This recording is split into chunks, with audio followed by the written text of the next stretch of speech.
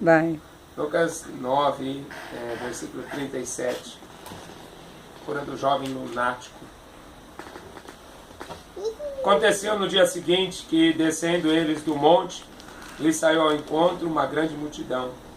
Eis que um homem da multidão clamou, dizendo: Mestre, peço que olhe para o meu filho, porque é o único que eu tenho. Eis que um espírito toma e de repente clama e o despedaça até espumar, e só o larga depois de o ter quebrantado. Roguei a teus discípulos que o expulsassem, não puderam. Jesus respondendo disse: Ó geração incrédula e perversa, até quando estarei ainda convosco e vos sofrerei? Trazei cá o teu filho. E quando vinha chegando, o demônio o derribou, convulsionou. Porém Jesus repreendeu o espírito imundo e curou o menino e o entregou a seu pai. E todos pasmaram da majestade de Deus. Maravilhando-se todos de todas as coisas que Jesus fazia, disse a seus discípulos: Ponde vós essas palavras em vossos ouvidos, porque o Filho do Homem será entregue nas mãos dos homens. Mas eles não entendiam essas palavras, que lhes era encoberta, para que não compreendesse, e temiam interrogá-lo acerca dessa palavra. Amém? Amém. Essa palavra também repete em Marcos 9, em Mateus também 17, a cura do jovem lunático. Jesus, como sempre, né, em comunhão com o Pai, estava no monte, orando, né, passava noites ali orando, né, conversando, porque ele era homem. Né, e os seus discípulos ali embaixo, e toda a multidão procurando ele. E aí, esse homem desesperado, porque só tinha esse único filho, e pede para os discípulos, né, não encontrando Jesus, pediram para os discípulos que expulsassem o demônio do filho dele. Eles foram lá, não conseguiram expulsar, oraram, sai, não sai, e acabou não saindo nada. E aí, quando Jesus chega, o que está acontecendo? Eu pedi para os seus discípulos que expulsassem e eles não puderam. Então Jesus fala isso aqui, né? Ó geração incrédula e perversa, até quando eu estarei convosco e vos sofrerei? Em outra versão mais atualizada fala assim: até quando eu estarei com vocês e terei que suportar vocês? Terei que suportar a falta de fé de vocês? Né? Esse é o significado. Então Jesus foi lá, o demônio se convulsionou, né? Jogou na água, jogou no fogo, né? Que o pai falou que ele se jogava na água, jogava no fogo, então fez todo aquele espetáculo, né? E Jesus repreendeu o espírito, e na mesma hora aquele menino foi liberto desse demônio. Glórias a Deus, aleluia. Desses demônios. Né? Glória a Deus, Jesus. E a lição que fica aqui, né? Até quando, né, a gente vai conviver com essa pequena fé? Porque tem caso que Jesus ele falou para aquele centurião romano, que foi procurar Jesus também, por uma pessoa, amigo dele, né, filho de um amigo dele que estava à morte, né, e esse centurião romano falou: olha, está à beira de morrer, vem logo, vem depressa. Aliás, ele falou assim: Senhor, meu filho está doente, né, diz uma palavra, né, diz só uma palavra, né, e ele vai ser curado. E Jesus se surpreendeu com a fé daquele centurião romano, porque Jesus já ia para a casa daquele homem, né, para a casa onde estava o doente, mas ele falou: não precisa o senhor ir. Né? O senhor diz uma palavra, porque eu sou um homem que tem autoridade sobre 100 soldados. E eu digo para um, faz isso, ele faz, vai ali, ele vai. Né? Então eu sei que quem tem autoridade, ele fala e acontece. Glórias a Deus. Então, como a gente falou um pouco ontem, né? Desse eis que eu vos dou poder e autoridade. Mas o que adianta Jesus dar e a gente não sabe usar? Amém. Então ele deu, não foi de graça, ele deu para que a gente pudesse usar a favor do reino de Deus. Ide pelo mundo inteiro, curai todos os enfermos que encontrar pelo caminho, todos. Aleluia. Não para curar só os bons, os maus. Todos que vos receberem. A questão não é se merece, se não merece, se tem fé ou se não tem fé. Porque Jesus curou pessoas de pequena fé e pessoas de grande fé. Tá? Então a responsabilidade está mais em nós do que na pessoa. A fé da pessoa, mesmo que seja pouca, vai ter que ser despertada pela nossa pregação. Glórias a Tá? Deus. Porque a fé vem pelo ouvir. Amém. Tá? Então, no caso da mulher do fluxo de sangue, ela ficou 12 anos correndo de um lado para o outro, procurando médico, e disse que ela gastou todo o seu dinheiro indo cada vez pior por causa dos médicos. Então gastava, corria para cá, corria para lá e não achava cura. Quando ela ouviu falar, aí que foi despertada a fé daquela mulher. Como ela não podia tocar em Jesus porque ela é uma mulher impura, né, segundo a lei de Moisés, então ela foi procurar o quê? Vou tocar na roupa dele. Se eu tocar na roupa dele, eu vou ser curada. Então a gente vê que a fé despertada, ela pode operar o milagre que a pessoa tanto deseja. Glórias a né? Deus. Como as pessoas estão tão desesperadas por cura, né? Então eu quero falar sobre cura para a pessoa não correr atrás do Valdomiro, né? Para não ficar correndo atrás desses trambiqueiros, né? Que vai começar a fazer revelação, tudo a troco de dinheiro, né? Eu já vi até padre da Canção Nova, um tercinho enrolado na mão, né? Dizendo que Jesus estava curando disso, pessoas estavam sendo curadas daquilo, né? E você sabe que isso é coisa do diabo. Jesus falou que Satanás ia fazer muitos milagres, enganariam, se possível, até os escolhidos. Então, para que a gente não seja enganado, eu quero, né, falar sobre essas curas que é despertada pela pregação do Evangelho. E quando a gente vê os dons do Espírito Santo, lá em Coríntios, há dons de curar. Glórias a Deus. Há várias maneiras de curar. Então não é só de uma maneira, mas como a gente vai ver, vai ter várias maneiras de curar. Essa mulher ouviu, a mulher do fluxo de sangue, ela foi buscar algum meio, ela pensou de que maneira que eu posso, já que eu não posso tocar, então toco na roupa. Imediatamente aquela mulher foi curada. Jó, primeiramente, né, as pessoas erram por não conhecer as Escrituras. Então, em Jó 13, versículo 4, eu vou ler porque tem gente que não vai acreditar se eu não ler. Está escrito assim: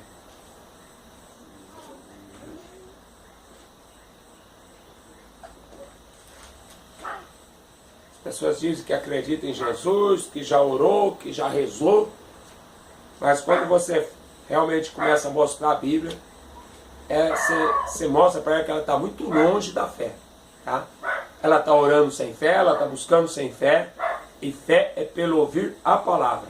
Tá? Amém. Por isso que eu falei ontem e repito, tem muita gente que não conhece Bíblia, é curada, e muita gente que está dentro da igreja não consegue ser curada, a não ser com um remédio. E fica correndo para lá e para cá, gastando dinheiro naquilo que não é pão, não pode satisfazer a alma. Né? Porque muitas doenças até vai ter culpa da alma, falta de perdão, rancor, ódio, mágoa, tristeza, né? E seja um monte de coisa que vai vir por aí, né? Jó 13, 4. Vós, porém, sois inventores de mentiras.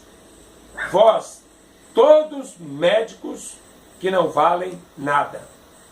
Foi o caso da mulher do fluxo de sangue. Valeu alguma coisa para ela procurar médico? Ainda mais essa indústria da medicina hoje, né?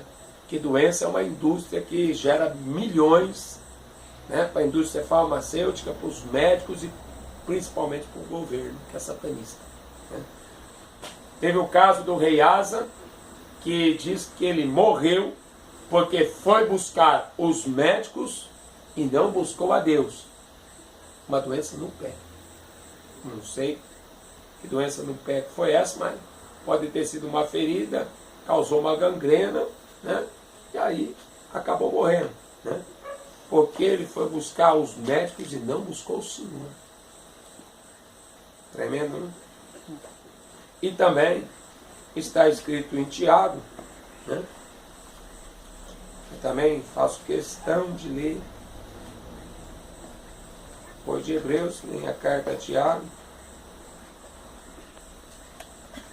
Tiago, que é filho da Maria, esse Tiago. No último capítulo 5, que está escrito assim, olha. Versículo 13. Está alguém entre vós aflito? Ore. Né? Foi o caso da Ana que a gente leu ontem, né? Estava aflita. Ela orou.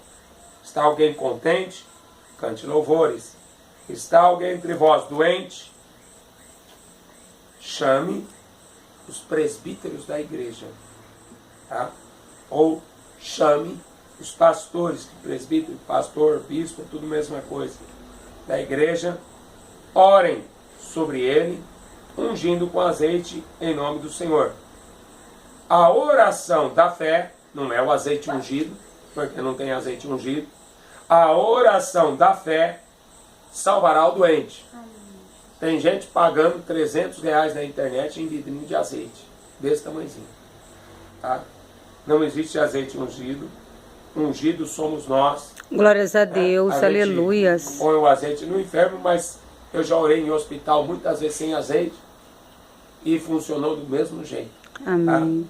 Tá? A oração da fé salvará o doente e o Senhor o levantará.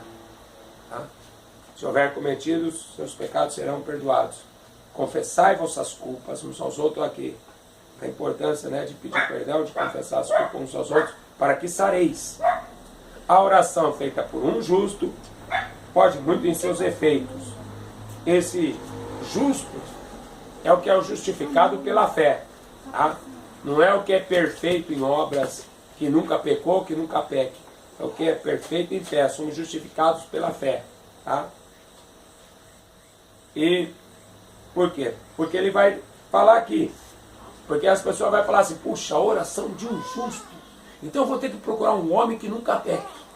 Então eu vou procurar aqueles santarrões, fariseus, hipócritas, né? Que vão pôr roupas especiais, chalecos brancos, né? Como a gente vê na muitas igrejas por aí, a pessoa põe um chaleco branco, né? Para pensar que ele é o médico enviado de Jesus Cristo. Isso é conversa furada, isso é conversa de fariseu hipócrita. Tá? Porque ele vai dizer aqui no texto, Elias era um homem sujeito às mesmas paixões que nós. Você acha que Elias nunca cobiçou uma mulher? Você vai achar que o apóstolo Paulo falou assim, quem se escandaliza que eu nunca me abrasei, que eu nunca me interessei por uma mulher também, não cobicei uma mulher. Entendeu? Então homem é homem, filho, é farinha do mesmo saco. Tá?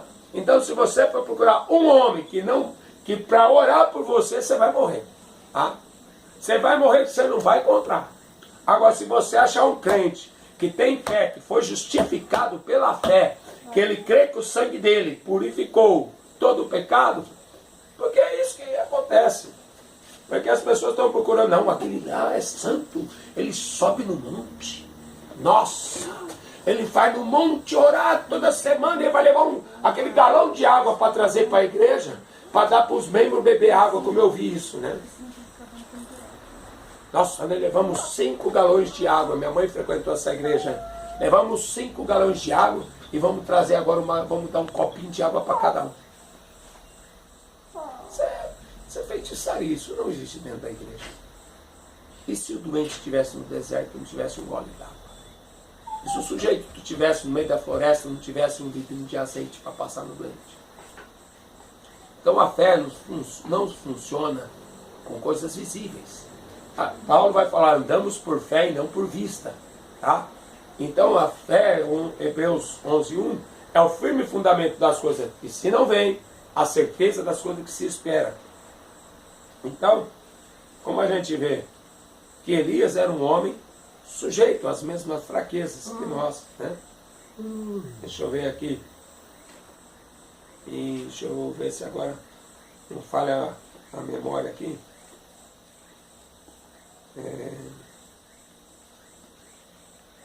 Acho que é 1 Coríntios 6. 1 Coríntios 6, né? Acho que é isso mesmo. Ó. Porque ninguém aqui é justo de obras que nunca vai pecar, né? Porque ele vai falar assim, ó, não erreis, nem os devassos, idólatras, adúlteros, efeminados, sodomitas, ladrões, avarentos, bêbados, maldizentes, roubadores, herdarão o reino de Deus. Nenhum deles vai herdar. Mas o que aconteceu com nós? É o que alguns de nós foi. Alguns de nós foi isso daqui, né?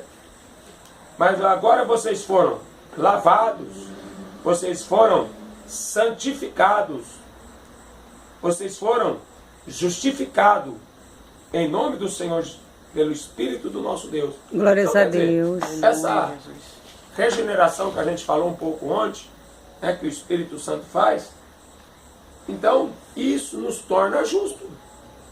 Tá? Quer dizer, nós não somos mais bêbados.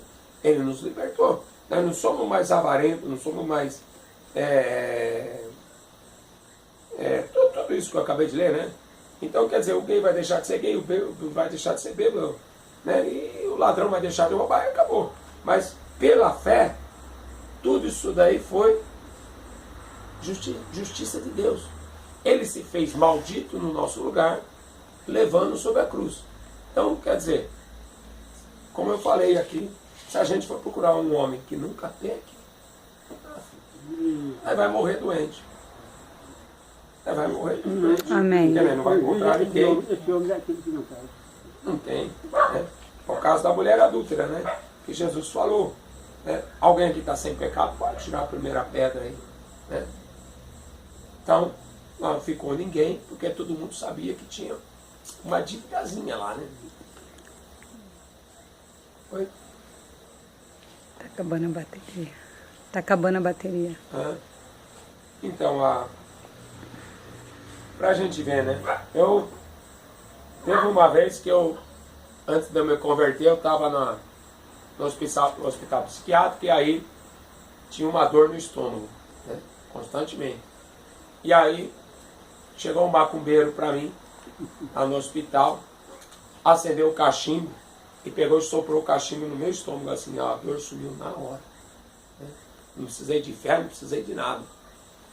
Você vê o poder do diabo tem de enganar. Um demônio que está lá, interagindo com um demônio que estava aqui. Tá? Eu não era convertido. Demoniado até debaixo da unha.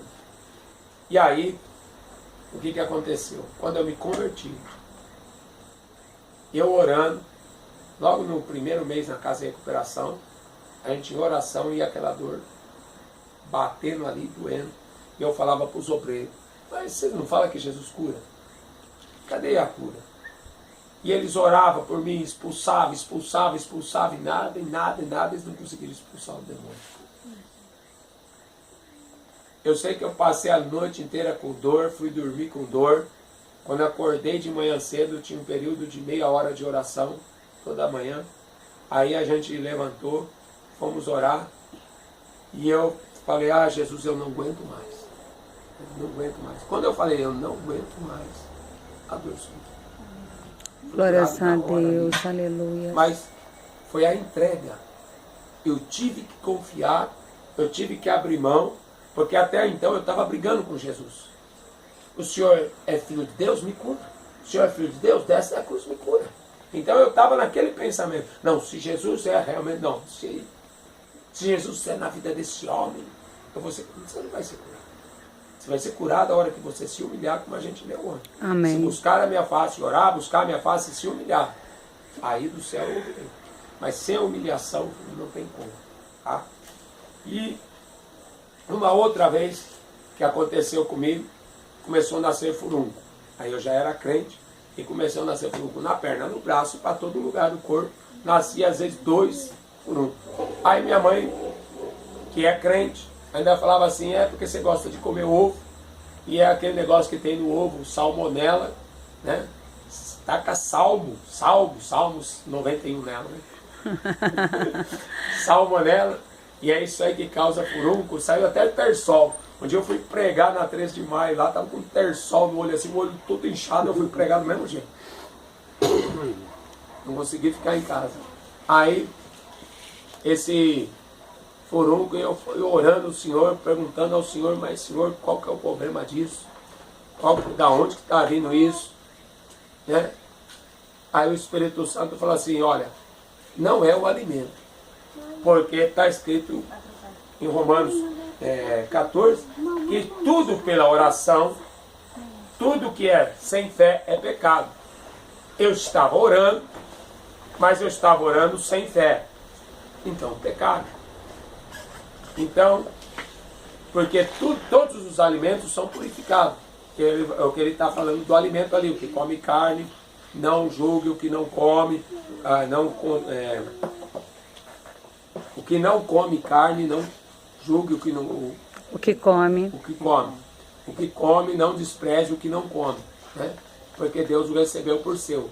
Né? Então a gente tem que tolerar o fraco na fé, porque o fraco na fé é aquele que não come carne. Né? Então o adventista é tudo fraco na fé, né? Porque não come carne. Né? Então a gente comer de tudo que está na mesa, Paulo falou. Né? E eu sei que o Espírito Santo falou, não, tudo pela oração é santificado. Aí eu oro, mas o Espírito Santo falou, tudo que é sem fé é pecado. Até a oração sem fé é pecado, então não ora. Se você não tem fé, não ore, vai procurar o médico. Fala assim, Jesus me perdoa porque eu não tenho fé mesmo, então eu vou procurar o médico para eu tomar remédio. Porque, olha, se eu morrer, pelo menos vou morrer procurando o médico e olha lá, hein? Cuidado com o exemplo do rei Asa, né? Para não morrer na mão dos médicos. É porque é esse tipo de oração que eu já escutei. Senhor, né? Abençoe esse remédio. Vai ser difícil Jesus abençoar o remédio, porque a cura está no nome dele. A cura está no poder do Espírito Santo. Tá? Eu sei que a gente, realmente, a gente vai ficar nessa fraqueza de fé, que é terrível. Né? Tem hora que, olha, eu já confesso que eu lutei muitas vezes para não tomar remédio, mas quando me deu uma dor de dente, eu falei, Jesus tem misericórdia, eu já orei, não aguento mais, porque vai aquela dor no nervo aqui, que sobe para a cabeça, parece que, olha, parece que você vai explodir. Eu não aguentei, eu fui tomar remédio mesmo, porque eu falei, Jesus tem misericórdia, que eu... nessa daí eu não aguentei, eu não suportei. Mas essa do furúnculo, essa daí o Espírito Santo me lembrou uma passagem assim, né? Tá lá em 1 João. Por isso que a gente não tem, né, que condenar, né? A fé é um dom de Deus. Amém. Né? Uns têm mais, outros têm menos, igual Elias, um homem sujeito às mesmas fraquezas. Foi lá e enfiou o dedo na cara do rei Acabe, mas logo depois ele estava fugindo da mulher do rei Acabe, a rainha Jezabel. Entendeu? Então uma hora ele estava lá em cima, outra hora ele estava aqui embaixo. Então, todos nós somos sujeitos às mesmas fraquezas. Amém. 1 João, primeira carta de João, capítulo 4, versículo 18. Né? Vou achar aqui.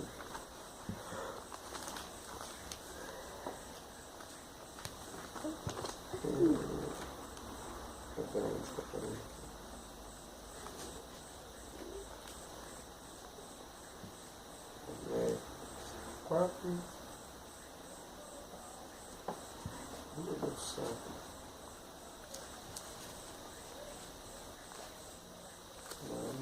Fugi. 1 João. Primeiro certeza, 1 João.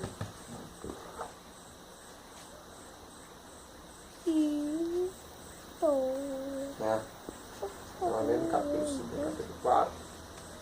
no amor não há medo. Antes, o perfeito amor lança fora o medo. Porque o medo tem consigo a pena.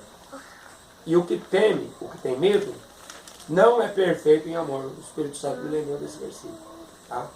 Então, quer dizer, Glórias a Deus. eu orava,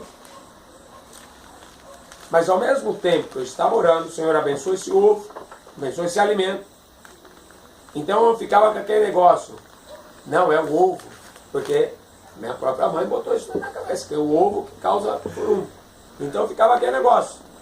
E eu como 3, 4 ovos de uma vez só, fritos, né? Então gosto muito de ovo. Então eu falei, Jesus, eu gosto e eu não consigo comer que nasce furúnculo. Aí o Espírito Santo falou, não, porque você está comendo com medo. E o que come com medo não é perfeito o amor de Deus. Então, quer dizer, eu tenho diabetes, não posso comer doce. Você está jogando a responsabilidade num doce e não na sua falta de fé. Porque quando você assumir que é falta de fé e você comer sem medo, você não vai sofrer mais diabetes. Só para falar da diabetes, que eu lembrei agora, então, né, esse daí, as pessoas ficam loucas da vida quando a gente vai pregar lá, e eu prego isso lá na Unicamp, né, que ali é só doente. Então, aconteceu esse fato, né, que a menina desmaiou na porta de casa e ela tinha diabetes, que desde que ela nasceu, ela tomava insulina, né, e aí ela desmaiou na porta de casa, ela não podia sair na rua, né. Todo dia cedo a mãe dela levava para tomar insulina. E aí eu levei ela, quando ela chegou na casa dela, ela desmaiou no sofá. Quando ela desmaiou no sofá, né, eu falei para a mãe dela, eu posso fazer uma oração por ela? Ela falou, já veio pastor aqui em casa, já fizeram culto aqui em casa. Eu falei, mas eu posso orar? Né? E eu sempre estava em jejum naquela época lá, eu saía todo dia para pregar, né? E aí eu botei a mão na cabeça da menina, a menina desmaiada, ela levantava a cabeça, eu tirava a mão e caía. Né? Eu nem sabia, né, naquela época que era diabetes ao certo, nem sabia que era culpa do açúcar, eu não entendia nada disso. Né? E aí, botava a mão na cabeça, ela levantava, aí eu vi que era demônio, né? Falei, como é que pode ser isso, né? Só pode ser espiritual esse negócio de diabetes. Aí, eu fiquei pensando, vou buscar minha mãe, vou buscar a irmã lá, e eu, né, para reforçar que é oração. O problema não era esse. Né? Tem gente que vai assim, não, vou ter que buscar o pastor. Eu falei, não dá tempo. Você mesmo vai ter que fazer oração, não vai dar tempo de buscar o pastor se a pessoa morre. Né? Então, às vezes, a gente tem que, como a Bíblia fala, se tiver chance